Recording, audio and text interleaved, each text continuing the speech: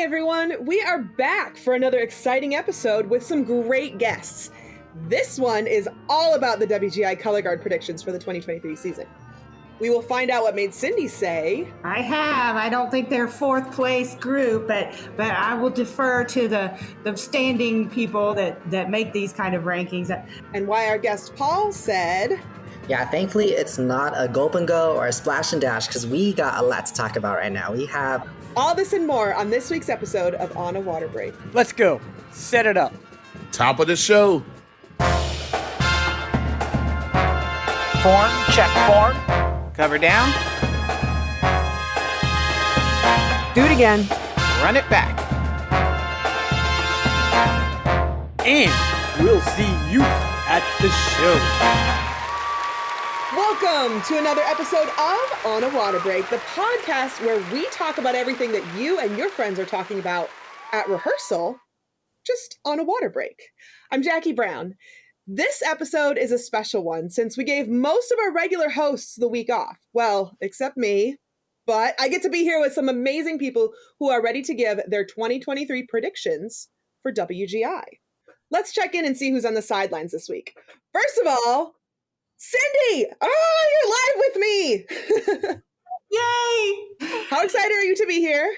Oh my goodness. So excited to be talking about guard, to be talking with you guys. And I just appreciate y'all letting me chat about one of my favorite subjects in the world.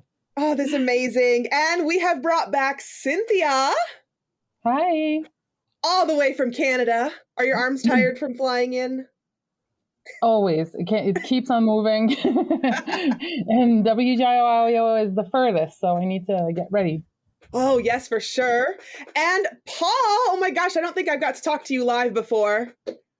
Hey everyone, doing good. Excited to spin and learn some of the stuff this week from all of my favorite groups because they look super good this year. Fire! Well, we are ready for the premier event for showcasing the talents and skills of the world's top indoor marching arts ensembles. As a participant or spectator, you can witness an incredible display of athleticism, artistry, and musicality from some of the most talented performers in the world at the WGI Championships. Teams from around the globe come together to compete in various categories, including color guard, percussion ensembles, and winds. This event showcases the culmination of months of intense training and preparation as teams vie for the prestigious top honors. The competition is divided into preliminary, semifinal, and final rounds with the top performing teams from each round advancing to the next. During the preliminary round, each ensemble will perform their show. The judges will score them based on their technical proficiency, creativity, and overall impact. The highest scoring ensembles will advance then to semifinals, where they have another opportunity to showcase their skills and earn a spot in finals, where in the final round, those top performers are going to give their best performances yet. They aim to impress the judges and secure their spot as the WGI champions. The competition is fierce. Every team is giving their all, so you can expect to see some of the most exciting and awe-inspiring performances of your life. Whether you're a seasoned fan of the marching arts or a newcomer to the world of indoor performance, WGI Championship, especially this year, promises to be an unforgettable experience. So, Paul, you are probably our most recent performer. So how does the WGI week go for performers? Like, what's it like on that side? It's pretty exciting because, you've worked so hard on the show and it's taking your performance and just taking it to WGI. You finally get to see all these other groups that you haven't competed against in person. So seeing those scores, but seeing new friends and old friends. For first timers, it's really exciting because it's the full WGI experience.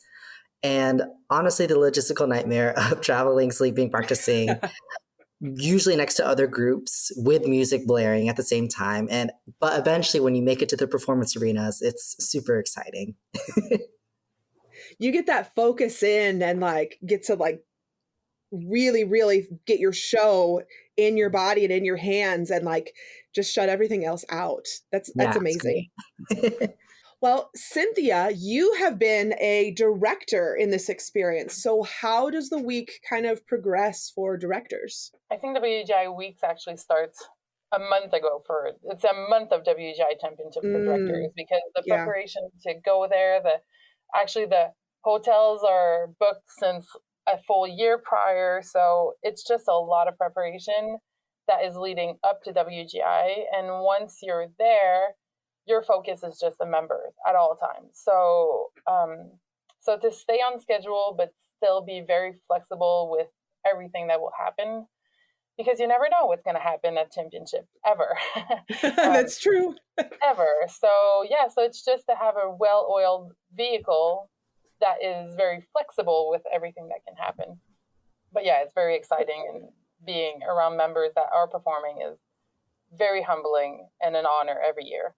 That energy that they have, it's just incredible. Like, I feel like even the most, out of it or jaded director can walk in and be like, I remember why I love this thing that I do. Mm-hmm. It's funny that you mentioned that about hotels too. I know last year when I was, I took my team for the first time last year, and we ended up not being able to get a hotel. We ended up getting an Airbnb that was like maybe an hour away. Wow. So we had to drive in an hour each day that we were there in order to participate. But yeah, it's crazy. So book your hotels now for WGI 2024.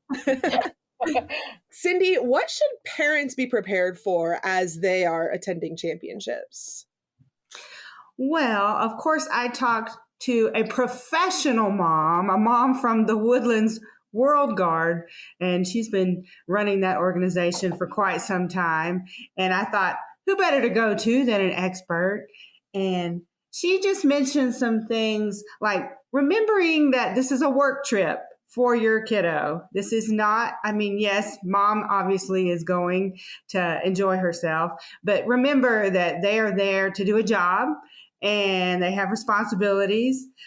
She said offer to do things for them they may not have time to do for themselves, like picking up the trinkets and the souvenirs, pick those things up for your child. They really may not get the time to do that sort of thing. But she said, most of all, remember to have fun, and that the atmosphere inside that arena, she said, is just unlike anything you've ever experienced. And I did read yesterday from another Texas mom that, and this is true, the gymnasiums in Texas are nothing. I know everything's bigger in Texas, but evidently not the gymnasiums. And they had state over the weekend in College Station, and that's a big gym. And most of the Texas guards are not used to competing in these ginormous gyms. And so they need to prepare themselves for that. Maybe walk in and be awed by it, but take it all in and then get to work, because it's going to be a little bit different in there, but I trust they can do it. So what would be like the biggest, scariest thing about going to WGI? Let's say we have some of our listeners who maybe have never been before and they're planning their first WGI. What would be the scariest thing you think that they would need to look out for? I really think it's the fact that you look to all these guards that have been there before and you feel small, and you feel like, as a guard, how can I compete with these, all these amazing guards? And I really feel like every guard needs to remember their training and remember that they worked for this. Remember this, they're good enough for this. And when they get there, just, of course, like I said, absorb the hugeness of the facility and the fact that everybody is there to cheer for not only you, but for all of the guards. But take all that in, but just remember what you learned, remember what you trained for, and that you deserve to be there, no matter how small you feel in that great big arena. Yeah, because I think the funny thing is that when you finally get there and then you see these groups that you're like, oh my God, I've seen their videos, on YouTube all season. And then you meet them, like you get to meet the color guard in person because they're walking in the parking lot and they're like, oh, they're just color guard people. Yeah. And so that's, you're so scared because you're like, I've never been to WGI, or like, I think you're mostly scared about not even getting there in the first place.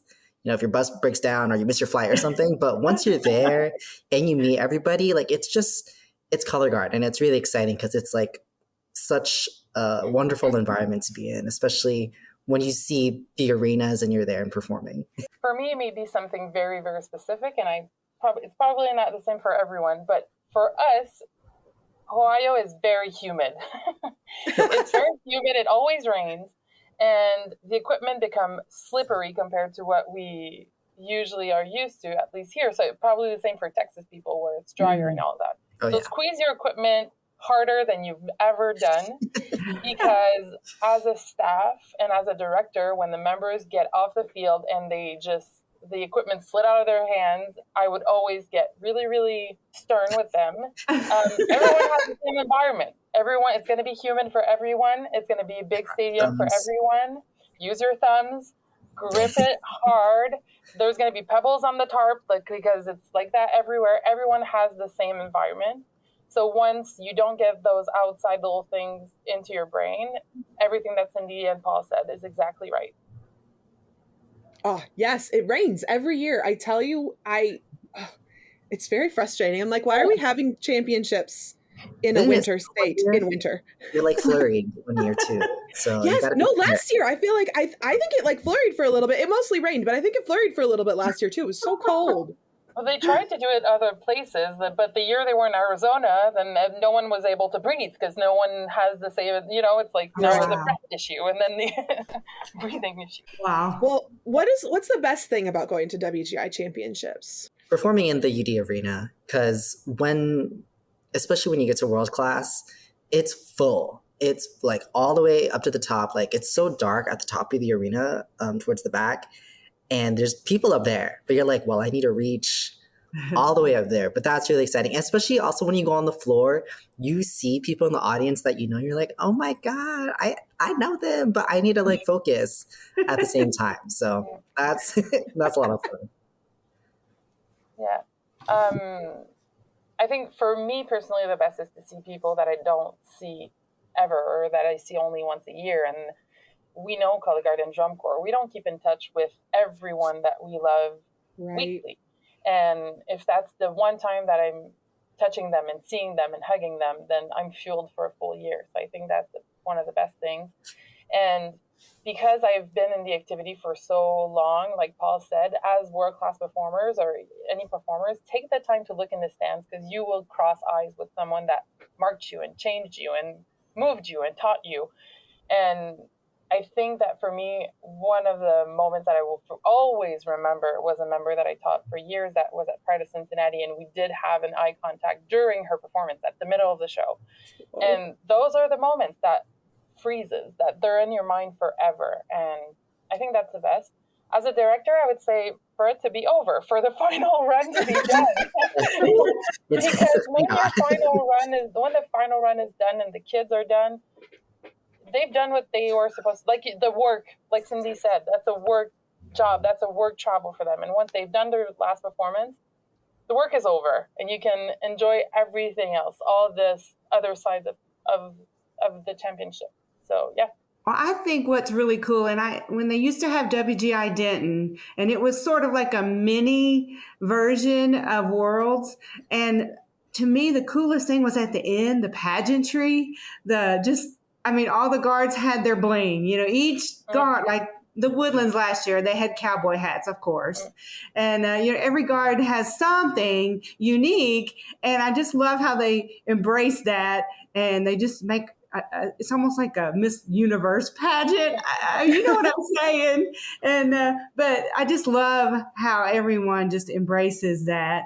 And it's just, I don't know, what other art form is there where it ends with confetti and disco lights and just, I don't know, all of it. The whole atmosphere is incredible from what I can tell and what I experienced at Denton.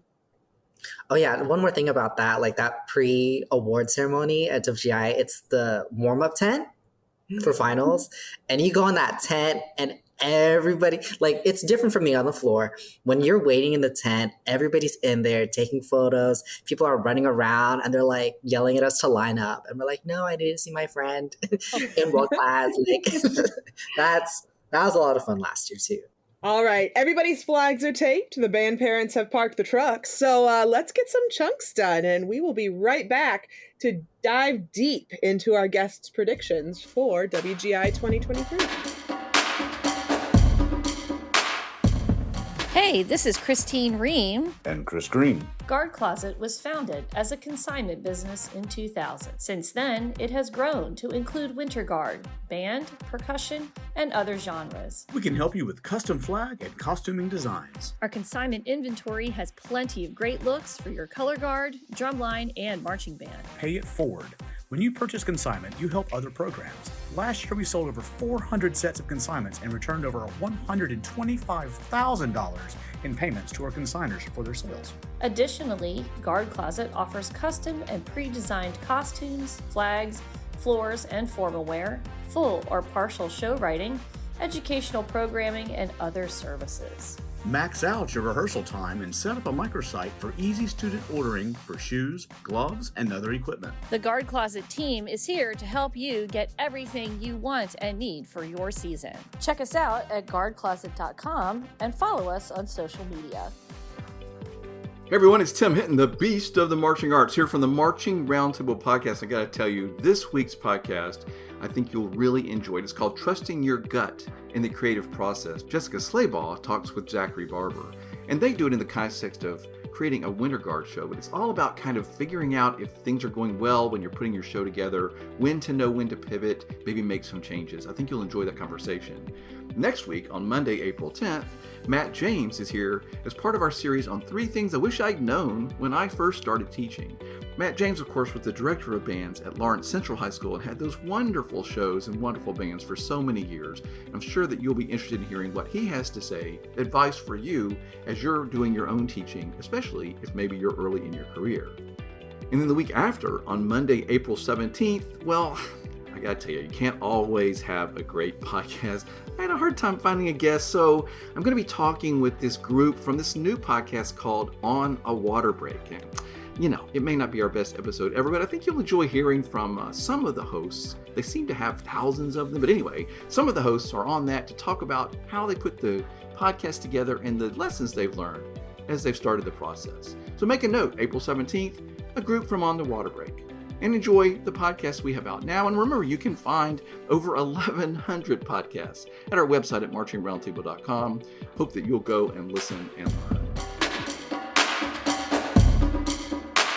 Welcome back from our rehearsal. Get yourself some water and have a seat because we are going to talk some rankings. Now, we're going to start with the A class. We'll start with Scholastic A, and then we'll kind of bounce back and forth between Scholastic and Independent, working our way up through Open and then World.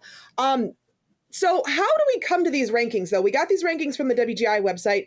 How do the people that be up at WGI decide how these rankings work at this point in the season, though? Do you guys know? I think they use a multiplier based on what week it is. So again, the more recent the regional week number is, that'll be a lower multiplier because it's closer to WGI, right? Mm-hmm. And these are not super accurate because a lot of teams don't go to every regional, especially later in the season. You know, they might only go to one in February and then show up in April. So they'll have a higher multiplier, but we don't know where they actually stand at this point in the season, what design changes they made. And so these scores are just a general guess as to where everybody is. But one thing that does happen with these seeding scores is these do contribute to how they are placed in their rounds for prelims. So usually the people who are higher up in the seeding get a later time for a round. So it's not going to be the very last part. It's not going to be in that seeding score order, but will be based on each specific round. You'll just be later in a round, but you could be the earliest round in the day. So it's kind of, I mean, you do want to get a higher score, but again, you don't really know what happens. I think this year in particular, it's really interesting because I think in almost every category, there's in the top 5 a group that went to the first regional. And those are like the wildest guests because the wildest cards because they showed up very prepared to the first regional to have a high score that is boosted up every week, like Paul said, to be where it's at now. But if they only have done one regional and they were not compared to other groups that are on the ranking sheet, you have, I think, in every group this year, in every category, groups that are pretty settled in the areas, like in the top 5 or 10s and stuff. But then there's 1 or 2 groups or 3 or 4 that are like, you don't know. And I think that's also why, if you're looking for the rankings, WGI, I don't know how you said it, you cannot go and find the rankings anymore, because there are groups that are not, that did regionals that are on the ranking sheets but are not going to WGI. And then there's groups, like I said, that are complete wild cards. But like Paul said, it really, for me as a director, I've always just used it as in what blocks are we going to play in. And that's pretty much it, because a 22nd place can go top 10 at championship, and the other way around too. So ranked fourth can end up not doing semis at all. So Carlo always says it, you need to do your best performance at prelims and be undeniable. And yeah. So what is required in order to be allowed to go to WGI championships? Because you can't just not perform all season and then just show up at championships. Unless you are in the 3,000 miles. I think it's 3,000 miles. But usually you have to do at least one regional that is hosted by WGI throughout the season. So it doesn't matter when, if it's the first one, the last one, the middle one. Unless I think it's 3,000 miles. I don't want to be mistaken, but I think it's 3,000 miles. If you're further than 3,000 miles from one regional, then you are exempted. Is that the right word? Exempted, yeah. Exempted, thank you, from doing a regional. So Japan, there's no Japan anymore, but England, like Mayflowers and stuff, obviously they didn't do a regional. And I think then they have to send a video, and they're ranked by a committee within the ranking. So they're not going to show up. Yeah. So last year, that's what happened to Laser Clips. We were not able to do a regional because we had COVID restrictions still then. So then they made the 3,000 mile rule apply to us because of COVID. And anyway, when we were allowed to travel or not. So they just placed us on the ranking sheets, and that's where we landed for performance. No, but yeah, so even with these scores, it could be anybody's game at prelims. So especially in A class, you have, it could be, I think at one point it was 90 groups attending. It's a bloodbath. 120 groups. So you really have to make sure, regardless of where you are on that seating score sheet, or where your ranking was, you have to go. And even independent A, there's 50 groups, which is a lot. So you want to make sure that you just gave your best prelims performance, especially who you're performing next to. When the judges create those spreads and scores at prelims, you really want to make sure you set the bar high at prelims. Yeah, and the thing that is hard in A class too is that the first performers, I don't want to say hours, but it's around 9 a.m. and the last one is around 9 p.m. And it's the same judges through the entire day. And oh my gosh. If you know a little bit about judging, in your caption, you're not allowed to do groups that have the same score, but then you have 50. Yeah. So it's really, really hard to judge a full day. So usually they're going to try to settle the numbers. So the first group, the 9th group, the 18th, for them, they are really going to try to pinpoint what shows those are going to be, because it's too hard to compare one, you know what I mean? It's really, really, you really need to have your full on spreadsheet and ranking. And so the A class is a bloodbath. And then from the prelims to the semis, it's it can change completely also, because it's just really, really intense. I think the open class this year is a little less intense. There are 36 groups going to championship. So it's, and there's 27 doing semis. So doing semis for open classes, I don't want to say easier, but there's not as much that are caught in percentage of how many they're showing up at prelims. Well, let's talk about who's actually currently ranked right now. So we do have the rankings pulled up, and right now the very first, and like we were saying, there's so many different groups. Some of these I've never even heard of before this season. So currently in Scholastic A, we have South Lake Carroll High School in first, Noblesville High School in second, Clearbrook High School in third, and then we have a tie for fourth of Dobbins, Bennett, and Mount Vernon. So have you guys seen some of these shows? How much do you think this is going to change as we get into WGI week this week? I think I've only seen one. Again, I've watched so much Color Guard. I don't. I feel like I've seen one of these groups, especially since I've seen these names before. But you also, if you look a little bit lower on the rankings, there's some groups who only went to the week 3 and week 4 regionals, so we don't know. Yeah. Again, that multiplier, who knows what it is. Yeah, this could get shaken up like crazy. I'm personally excited to see some Tennessee high schools in there, being, I'm from my Memphis roots. Me too, girl. Yeah.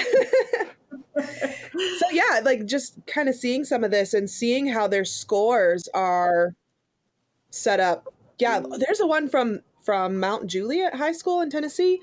They haven't performed since week 2. Wow. Yeah. Oh, wow. So it's anybody's game. They just got to perform. Yeah.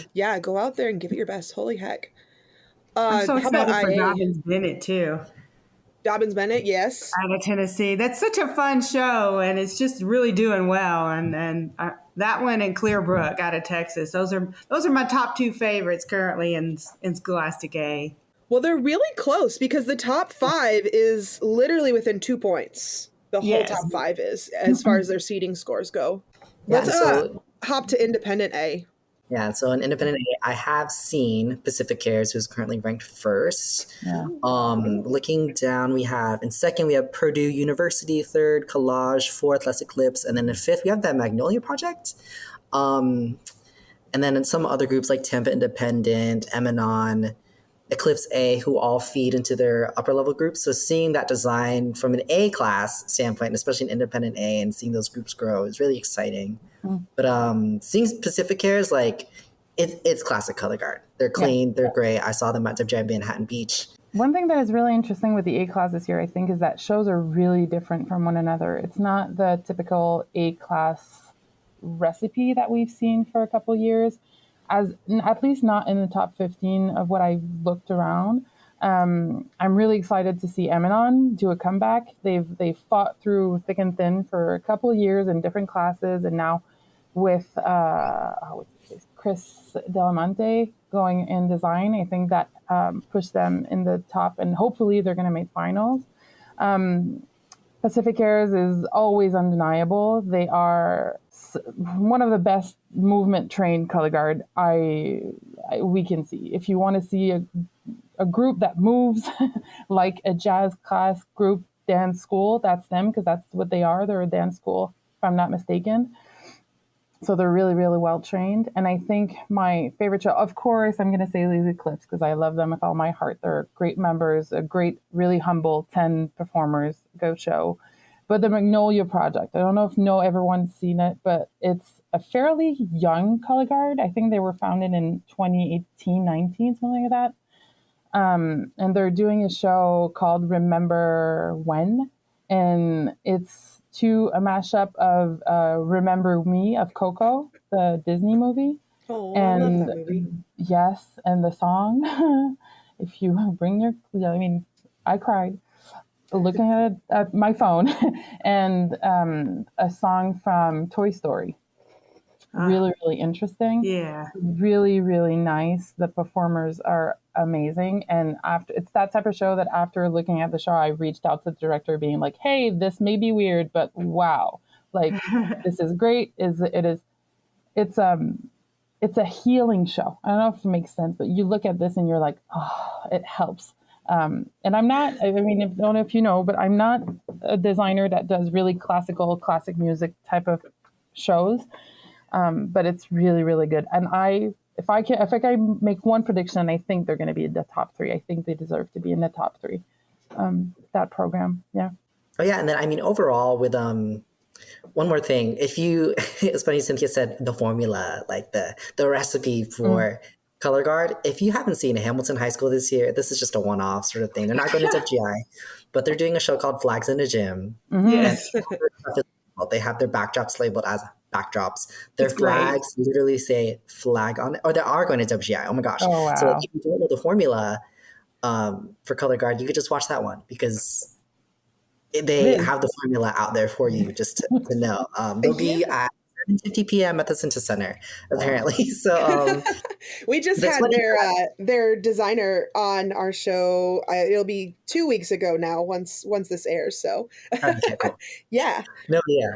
So and it's funny, like that recipe works sort of for A class and open class. It kind of breaks down a little bit, and then world class they just throw that recipe out the window, and it's whatever you want it to be. So we'll talk about that later. Cindy, what about some of the IA groups you've seen? They just all run together, and I hate that. I've seen so many, and I love so many of them. But I tell you, the two that stood out to me, and I wrote them down because of that, and I can't even remember why they stand out to me.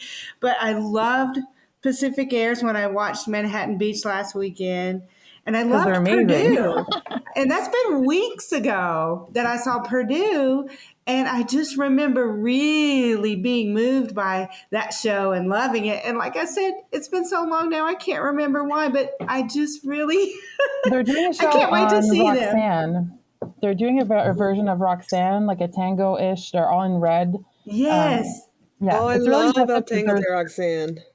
Is it the one from Moulin Rouge? It's like a remix. It's a cover. Cover. Yeah, thank you. And you don't really like. I mean, you can recognize the song, but it really is recognizable at the end of the program. So I think the big red skirts and the movement is really different. So yeah, it's really interesting. Purdue, they're ranked second? I think third, second, somewhere in there. Yeah, and then Collage, which are like the last ranking was in the fourth weekend, which is pretty early on the season. So they are the ones that you really don't know where they're going to stand. And the other thing that is really interesting, and I'm sorry, I'm, A class, that's where I, I study everything. But the other thing that is really interesting is that the last regional that happened, Magnolia Project and Purdue were at the same regional. And to my feeling, that regional was scored a little low. And they were together. I think there was four group in general. But when you have two groups that are in the top 5 at the same regional, the rankings are, high, they're closer than what they are. And that's why I think Magnolia, is a little lower than what I think they deserve overall. And I'm saying that I'm not a judge, and you'd never judge overall. That's not something you do. But so I think that's why. And then Pacific Air I don't know if they were the only ones, but they were definitely the only ones in Open Class that was like in the top 5.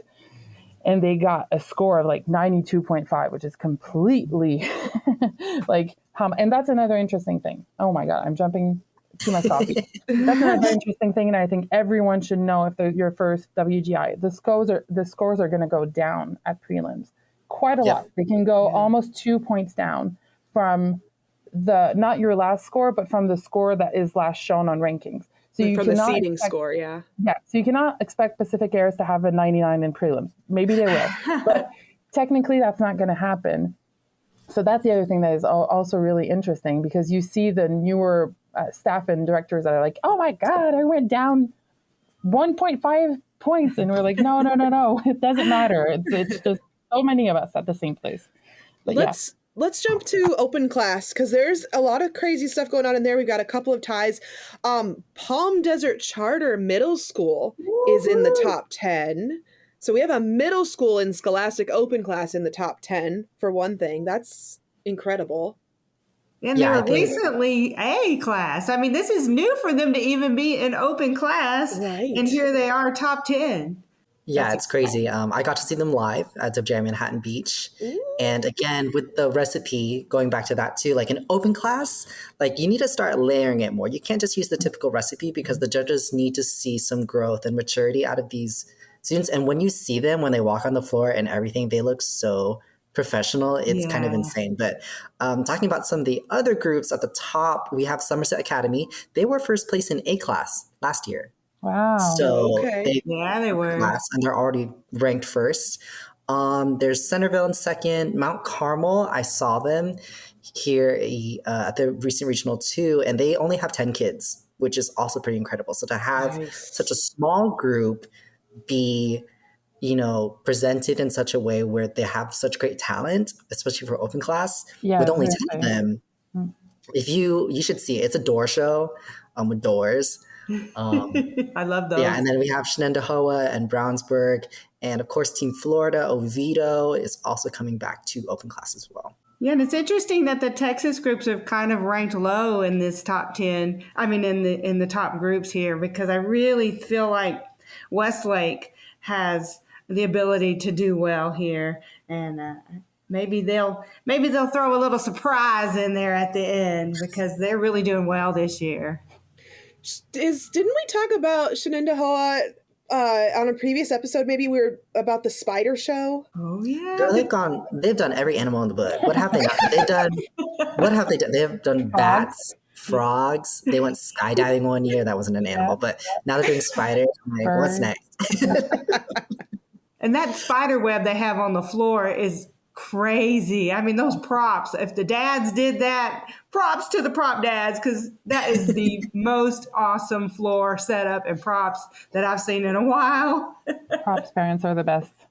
Oh my gosh. So in IO, I have to gush about, I'm going to gush and go on here. So we're going to gush and go.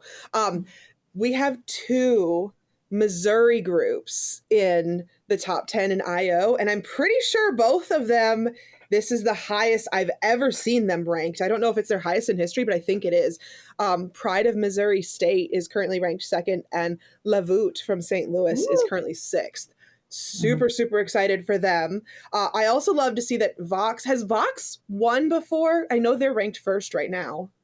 They used to be in World, and then they went down to Open. I don't know, but I did see them live. Super good show. Love it. If you guys haven't seen it yet, it's about a woman who kills her husbands for their money.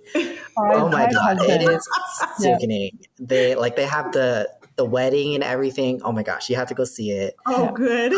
I love it. It's from the Haunted Mansion. Yeah. I think so. I was just listening. It was so good. It's good. She's one of the characters. Yeah, I think it's the Bright Hatchaway of the Haunted Mansion. Yes. That's her name. And then some other groups we have at Independent Open. We have Etude, Pegasus, Origins, which are all the open class groups of world class groups. Yeah. So amazing. And I don't know. I have no idea how they choose who goes in open and world, and I don't want to get into this because it must be really hard. But Etude in particular that I've watched, those are world class members, or they made them by the end of the season. But it's a really good show. It's like a love letter. I hope I'm not mistaken with Pegasus. No, I think Etude is the one. And they're doing just a love letter, and they have sheets that open up on the field, but the members are so well trained. It's and then one group that we talked about earlier, we have MBI, who is doing the IT show. They are currently ranked 17th in Independent Open, so you guys should also watch them as well. They have been absolutely all over social media. So if you guys have seen this, they're doing the IT show. So they have this full face clown makeup with bald cap wigs and everything. Ugh. Oh my gosh. And they are so deadpan for the whole thing. It creeps me out as somebody who hates clowns, but it's amazing. Open class is really, really strong this year altogether. So as the A class is a bloodbath because there's so many of them, the open class is going to be really hard I have no idea who's going to be in the top 15. I mean, Third Legend is ranked 15th right now. They have a really good show, really different than what they've done the prior past years. Top Hats, who made finals for the first time last year in open class for so many years, and they so well deserved, and they're usually trained really, really well in equipment. They're in 17th, and like you said, MBI that everyone knows, and 17th. It's just groups that usually I think would be in the top 15. So it's mainline, have a great show, and they're in 11th. So no idea how that's going to play off. I want to throw out a shout out to State of Art. And that's the Michigan State Color Guard, and they're in 22nd right now. So looking forward to seeing how they do too. That's one of those groups that I'm always looking out for. So throwing that in there. Let's it's so cool that colleges have winter guards. I mean, you see the independent groups that aren't affiliated with schools, but how cool to go to college and you think you've put band behind you and guard behind you, and you get to be a part of an organization that is so good, they're ranked in the top groups, it's just so cool to think about doing that in college. It's just another opportunity for students when they graduate high school to continue in an activity that they love. And I just think that's just so cool. And then I actually just want to say to people, like, if you are thinking about choosing a college based on their color guard, please don't be afraid to do that. Because like myself, I kind of looked at color guard as like this side thing that I did, like, oh, that's just a hobby or whatever. And then when I got to college, I went to a college based on like the degree program that I wanted to do, and it had nothing to do. And I could have done the same degree program as I was doing, but at a college where there was like a really amazing color guard, and I didn't. So it's like, just go chase your dreams. Amen. And go chase your dreams on this next rep, because we're going to take a little break and then we'll come right back to our water break. Hey, this is Christine Ream. And Chris Green. Guard Closet was founded as a consignment business in 2000. Since then, it has grown to include winter guard, band, percussion, and other genres. We can help you with custom flag and costuming designs. Our consignment inventory has plenty of great looks for your color guard, drumline, and marching band. Pay it forward. When you purchase consignment, you help other programs. Last year, we sold over 400 sets of consignments and returned over $125,000 in payments to our consigners for their sales. Additionally, Guard Closet offers custom and pre-designed costumes, flags, floors, and formal wear, full or partial show writing, educational programming, and other services. Max out your rehearsal time and set up a microsite for easy student ordering for shoes, gloves, and other equipment. The Guard Closet team is here to help you get everything you want and need for your season. Check us out at guardcloset.com and follow us on social media. Hey everyone, it's Tim Hinton, the beast of the marching arts, here from the Marching Roundtable podcast. I got to tell you, this week's podcast, I think you'll really enjoy it. It's called Trusting Your Gut in the Creative Process. Jessica Slaybaugh talks with Zachary Barber, and they do it in the context of creating a winter guard show. But it's all about kind of figuring out if things are going well when you're putting your show together, when to know when to pivot, maybe make some changes. I think you'll enjoy that conversation. Next week, on Monday, April 10th, Matt James is here as part of our series on 3 things I wish I'd known when I first started teaching. Matt James, of course, was the director of bands at Lawrence Central High School and had those wonderful shows and wonderful bands for so many years. I'm sure that you'll be interested in hearing what he has to say, advice for you as you're doing your own teaching, especially if maybe you're early in your career. And then the week after, on Monday, April 17th, well, I gotta tell you, you can't always have a great podcast. I had a hard time finding a guest, so I'm gonna be talking with this group from this new podcast called On a Water Break. And, it may not be our best episode ever, but I think you'll enjoy hearing from some of the hosts. They seem to have thousands of them, but anyway, some of the hosts are on that to talk about how they put the podcast together and the lessons they've learned as they've started the process. So make a note, April 17th, a group from On the Water Break. And enjoy the podcasts we have out now. And remember, you can find over 1,100 podcasts at our website at marchingroundtable.com. Hope that you'll go and listen and learn. All right, come back over here for the water break. Look, I didn't even have to tell them to grab their water bottles this time. Good job, guys. Have a seat. It's time to dive into our world-class predictions here. Let's start with Scholastic World. What do you got for these rankings? Yeah, thankfully it's not a gulp and go or a splash and dash, because we got a lot to talk about right now. We have Scholastic World. Top 3 right now is Tarpon Springs, Carmel High School, and Avon. All of them have cool shows. Oh my God. Tarpon Springs is doing Origin of Cool. Carmel's doing Lean on Me, which is piano jazz. And then Avon is doing, what are they doing? Oh, they're doing the Spy Show. They're doing Jane. They're doing Jane Bond this year. Oh my gosh, so cool! And then of course, right behind them we have Woodlands, Miamisburg, Arcadia. I saw Arcadia. They're doing a cool Jupiter space show. Yeah. Northview, Stoneman Douglas, West Broward, and then in 10th place right now we have Keyskie Area High School, which they won open class last year. So seeing them do well right now in world class is super exciting. Oh, and Cindy, I know you've been gushing about the Woodlands all season. I have. I don't think they're 4th place group, but I will defer to the standing people that make these kind of rankings. I've got Woodlands I don't know. I think they're going to give Tarpon a run for their money. I know Carmel's up there. Tarpon could surprise us all and take first, but my current first place group would be Tarpon Springs. I mean, and you guys, you know what I really love about that show is the fact they bringing in some of their high school band members and to play some jazz parts of that show. But not only do they play their instruments, they're breaking it down on the floor and doing some cool. I'm like, how do they get these kids there? They can literally do it all. I wouldn't be surprised to see one of these trombone players throw his trombone down, pick up a rifle and throw a 6 or 7. I mean, I really wouldn't be shocked at all if we saw that from them. I do think Tarpon's probably going to run away with it, but I could be wrong. But it's really, the Woodlands, I feel, is a little underrated. And I know that show, it's not everybody's cup of tea, and it's not at all like what they did last year. Everybody was so on board with the Doors, and everybody loves that music. The music this year is weird, and the show is weird. It's about moving, of all things, but wow, can they move? And their stunts and tricks are just fantastic. And I just love the fact that right now they're ranked number 4, because I really think they're going to be moving up. So I know that's the Texan in me, but I hope that I prove right.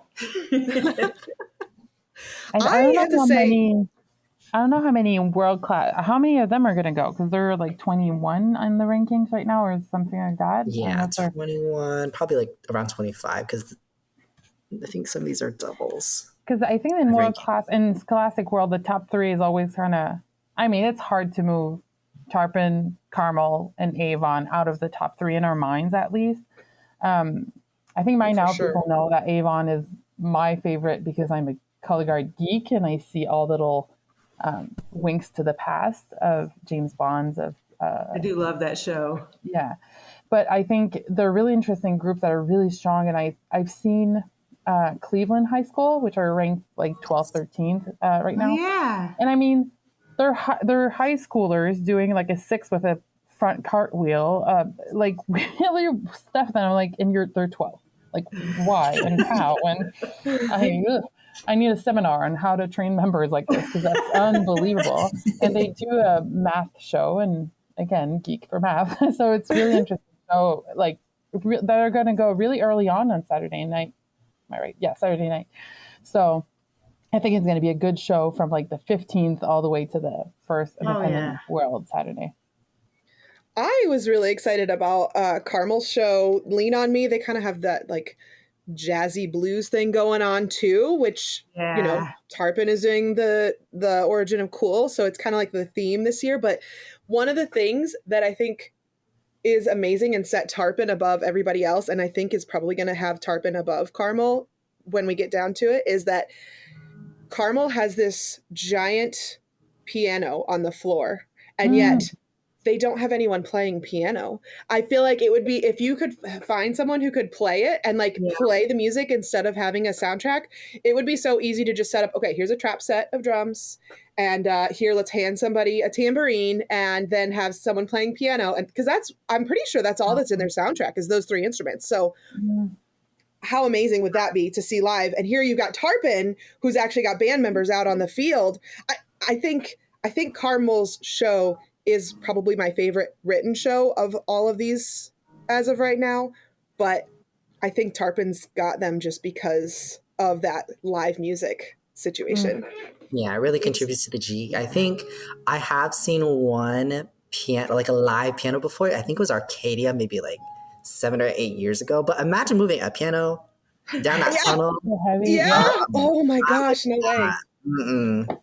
Even if like I had a helicopter and all the money in the world, I was like, I don't know how Arcadia did it that year. They had a live piano. It was insane. But wow. Yeah, no, that tunnel. Okay, can we pause and talk about the tunnel for a second? Because going into my first WGI last year, I did not understand what people were talking about with the tunnel. It is literally a tunnel that goes into the ground. You're going down at like a 45-degree angle to get to the performance area in UD Arena. And then at the end, you have to go back up that tunnel after doing your entire show, and you're breathing hard and you're exhausted. and then you don't get your water and orange slices until you get to the top of that ramp. So that's intense. It's It is also absolutely crazy intense. how it's a pretty wide tunnel, but when you're pushing two groups in opposite directions with props and a floor, like it's just a little bit of chaos. And even at the top of the tunnel, like the space at the top of the tunnel is not that big. And then in world class, they have like airplanes and pianos and stuff. There's no room for an orange slice. Like I don't, it's completely nuts. And when last time I made finals, and even when I was a member, if a member is injured, I'm like, no, you're injured at the top of the tunnel, because I'm going to go so mean. And I'm like, no, you're dealing with yourself. And at the top, I will carry you on my shoulders, but down the tunnel, you're not hurt, honey. You're getting up there, because we have the tarp and the field, and oh my God, the show is not done until you're at the top, or actually until you're outside, because This is very true. But another thing about Scholastic World 2 that I wanted to say is that Kieske area, who's ranked 10th right now, Kieske, Cleveland, and Mo and Jean Johnson, they're all from open class last year. So seeing them in the world class rankings for this year, 1 year later, it's really hard again to jump from open to world, because you take that color guard formula and you kind of throw it out the window. Like you have to really surprise the judges with the layering, and it's not about having that one soloist anymore. It's about having everyone be a soloist almost. Like you really have to showcase the talents of everybody on the color guard, and that's really exciting. Yeah. The world class sheets are just such a different animal from anything that comes before it. And Mo and Jean Johnson, this is only their fourth or fifth year in existence as a school. So the fact that they are already ranked a world-class guard and they're this good as a brand new school. I think last year was their first graduating senior class, and they were open class last year and did incredible. And now they're world class. And I'm impressed. I mean, it's amazing that these little younger, so they're doing something right. And that's where we need courses, I think, to teach instructors.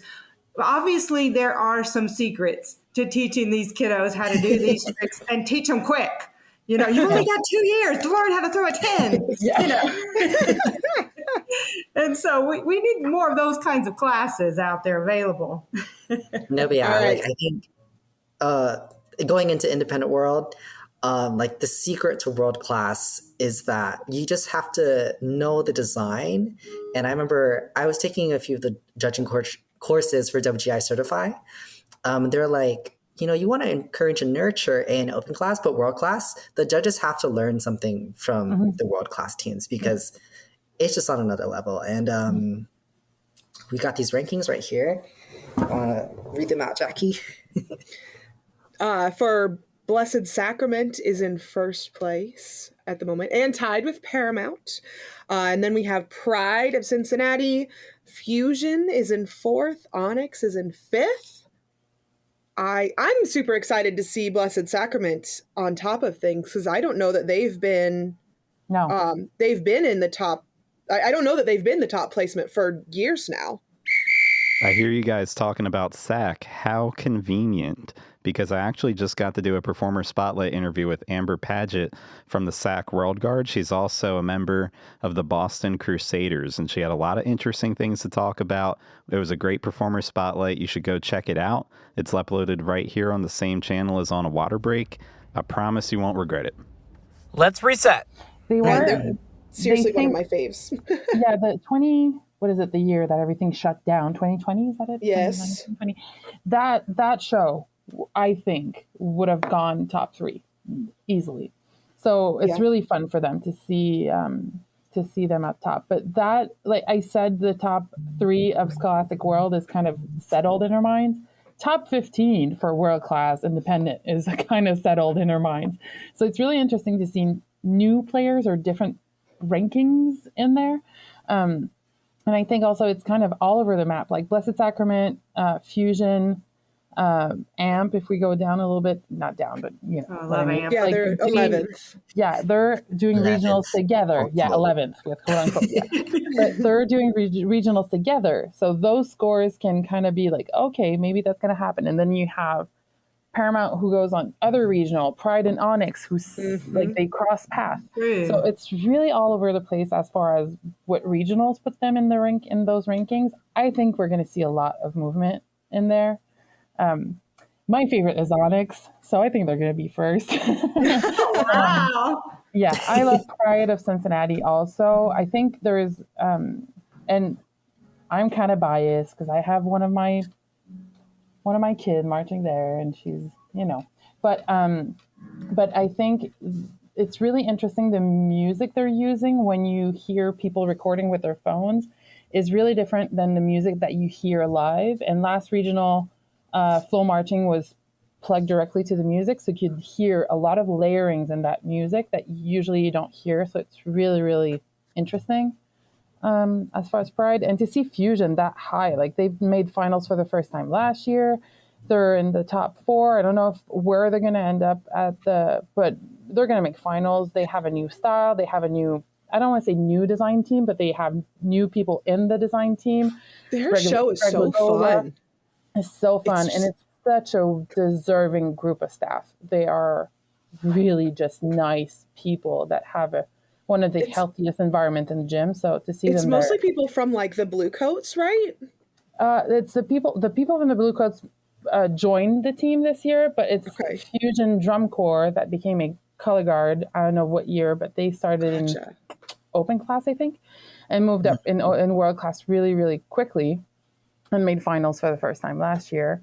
And then this year they did a collaboration. They're with Blue Coats as far as design.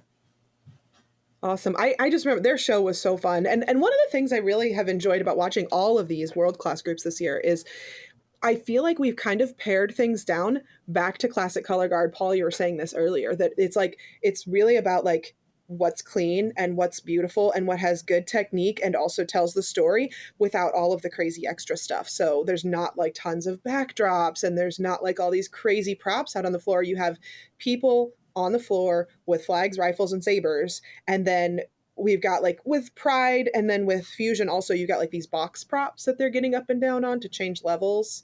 But like, I love that we're kind of getting back and pulling back to this classic color guard way of doing things. Well, having said that, Onyx, they're doing that show about, I think it's called Tarantella. And what are the chances? You guys are talking about Onyx. Turns out over in some of the bonus content that I've been doing for the show, I have a performer spotlight interview with Kaya Rowe. She's a member of Onyx. She's been marching there for 3 years, along with a lot of other ensembles, many of which I was a part of. We've been friends for a while now. It was a fun interview. You get to hear a lot about the show, hear a lot about some other shows going way back into history that she's a big fan of. It's a good interview. You don't want to miss it. Go check it out. Let's reset. And it's about tarantulas, so you would expect the floor to look more like what we saw. Was it Shenandoah that's doing it? Right. But no, you get the spider idea from how they move their bodies. Yes. And they're just in black. And the way, and so like you said, it's more basic color guard, winter guard that we're seeing.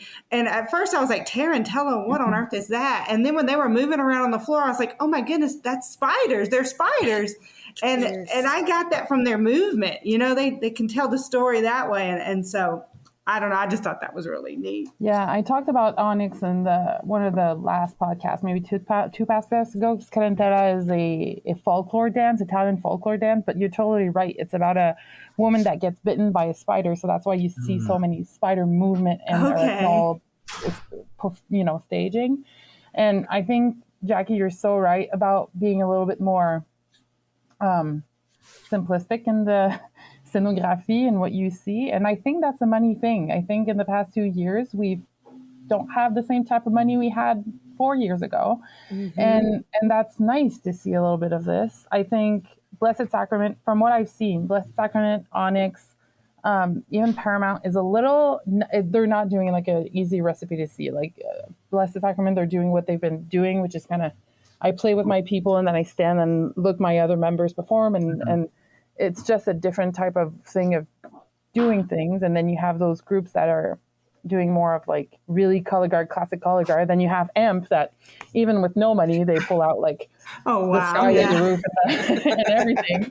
But I mean, Matt Hurley knows how to push a a buck to the maximum. So yeah, and then you see like Lexus in 19th, and we all think Lexus is always making finals. So that's gonna be fun. Yeah, I think some of the groups on this list this year. So I think more of the fun groups I've seen that if you want to see this year would be UCF is doing like a fun tower show. We have Fusion doing like a fun jazz show with music.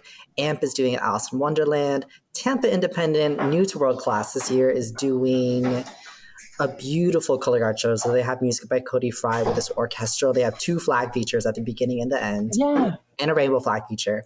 So that'd be cool to see. And then Fantasia is coming out again with their 2020 show. So they're doing that house show. It's a beautiful show this year. They have these huge like house props that build the home by the end of the program. But a lot of these groups are really exciting to see.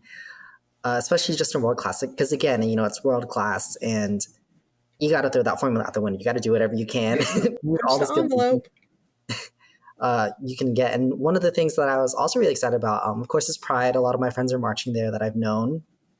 I've learned some of their work this year because they have some cool features, especially with the opening rifle segment where they pass a rifle among the first 6 rifle members into this ensemble toss. So seeing that this year is going to be really exciting as well. I just have to say a shout out to the athleticism of these performers. And I know it keeps getting more and more and more athletic each year, but some of the stuff that they're doing, they have to be practicing on their own. They have to be going to a gym on their own. Just, I'm sure these guards have got training programs in place, but the amount of, personal discipline to keep your physical fitness up so that you can accomplish these shows that are happening at the world class level are just, it's insane. I mean, we're talking, we have gymnasts out there on the floor, we always talk about good dance technique and what have you, but there are people out there who are basically gymnasts doing some of this stuff, and the lifts and everything that's going on. It's amazing. I am so glad to see everything kind of going in that direction. And like I said, personal responsibility has got to be a huge part of this. So anybody thinking about doing world class, if you're in a lower class or you're in your high school guard or whatever, and you're like, I want to march world class one day, like that's where this is going. And that's what you need to be focusing on. Yeah, and I think Paul tell us a secret, but they're doing it winter and summer, and they don't seem broken. But then you talk to them and they are. But like, it's one of those things where, to go from open to world class, a lot of those performers you see in open class anyways make it to world class because you can see their skill level. Maybe they're missing the nuance of dance and movement. That's a really big part of world class. But when you get to world class, like I think the easiest way you can delineate what makes them different is sort of the underbody of everything. So under a typical toss, let's say it's a 6, it's typical now to do double turns in A in open class. But in world class, that double turn needs to have body with it. You can't just do a double turn. It needs to be a double turn with arms, a double turn with, I think Paramount has one. It's a double turn, but the second one is an attitude with arms up. And then Pride has one where it's a single turn, but you do a back bend underneath facing the back, and then you turn out of it to catch. Right? It's not enough to do like walkovers, somersaults. You'll see those all over world class, but to see single turns be turned into something else. I think another one that Paramount has is it's 6. You go on your knee and you do a knee spin with an arm, extend your leg, and then you stand back up and catch. And it's just a single turn, but to put the amount of body into world class, like you really need to make sure that your movement game is up there. So being able to not just do a single turn or a double turn or even a triple turn. Davis Kearns and Onyx is doing that this year. You got to up your movement for world class. And that's really exciting to see. Yeah, and I'm glad you're talking about Paramount because I've always liked Paramount as far as choreography, but this year the movement is so, I don't know, it's really interesting. Everything they do under tosses is something, like you said, that something that we know that we can reference to, but moved completely differently. And yet again, done the same way from a member to another. Like Paramount is really going to be fun to look at, especially if you're like a choreography geek. Like it's very fun. Yeah, and I want to say like the best advice for anybody that does want to march world class. Obviously, you work on your movement. That's something you can get from online and just practicing and looking at yourself and videoing. But if you can learn segments of shows from world class, which is what I like to do, I like to literally just look at my equipment and see like, oh, they're doing that weird. I think Pride is doing, it's a blade quad. It's not that hard, but they're doing a blade quad, turn underneath, catch under the leg, pull up into flat. Like it's not something, you really just got to up the body quality. So if you can learn that stuff, like you'll be on the right track. Well, I think you've hit on what it takes to get these guards to world-class level. We need to be going into these gymnastics gyms, these 6 and 7-year-olds that are taking gymnastics, and we need to be showing them what they can do with equipment and generating interest with these little gymnasts, and same with the little dance schools, because what we tend to do now is we take kiddos in Colorguard and we teach them dance and movement. I think we need to be going and getting them at these studios where they're already training and saying, hey, look, here's something else you can do while you're doing that back walk over and the double flip. Well, look, let's do this at the same time. And so maybe that's the secret to the future. It's crazy. Well, thanks everybody for a great rehearsal this week. Thank you to our hosts, Cindy, Paul, and Cynthia. How do we find you guys on social media? You know, you can find me on Instagram at Leander Mama. I'm always there. And then you can find me on Instagram and YouTube and Snapchat at Paul Script. Oh, also on TikTok. I'm also on TikTok. Wait, how do you spell that one, Paul? At Paul, Paul, Script, like writing, Script. I definitely, that is not even what I was thinking it would be. Paul Script, got it. And Cynthia? You can find me on Instagram at Cynthia Bern. Cynthia, and then the beginning of my last name, Bern, but I'm an oldie, so you can friend me on Facebook and I'll gladly talk to you about color guard. I'm a geek. Beautiful. Next week, we have percussion predictions with Steven and Tom. They're going to be completely taking over the show and turning it into an all-out percussion extravaganza. So do not miss that. Go subscribe, write us a review, and share this with a friend. We will see you at the next rehearsal on a water break. Oh, and hey, don't forget to follow us on social media at On a Water Break, all one word, and we'll see you there.